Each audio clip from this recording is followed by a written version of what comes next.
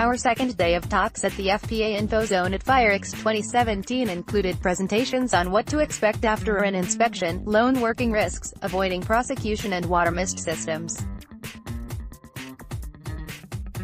BT Redcare's McLaughlin and Sodhi Dhillon first spoke on the next step in the UK's digital transformation, digital voice, and how alarm signalling will be affected.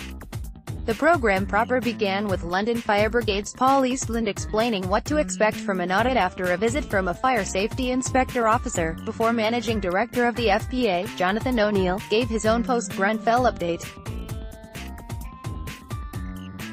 PeopleSafe then presented on the subject of managing loan working risks, before Vincent Mason's Laura Page offered her legal perspective on avoiding prosecution, and then FPA Head of Training John Briggs explored the maintenance of fire systems. Finally, FPA Special Project Staff George Edwards and John Harbottle provided attendees with a presentation on research, development and testing of watermist systems. With a more limited program on the third day, seminars will begin after the opening address at 10:20 a.m. from BT Redcare, with NSI's John Davidson asking whether third-party accreditation is worth it, 11 a.m., before FPA Principal Consultant Howard Passy gives the first of two presentations with our third and final post-Grenfell update, 12 p.m.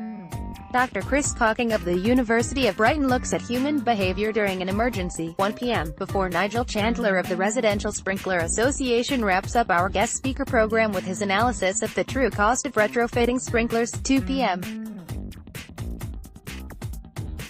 Mr. Passy concludes the seminar program for this year's FIREX with an analysis of hot work fire risks, 3 p.m.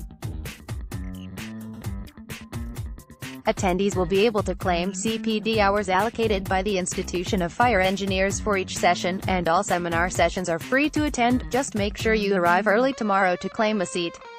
A write-up of all 3 days' sessions will appear in the July-August edition of Fire. You can read our report from day 1 here.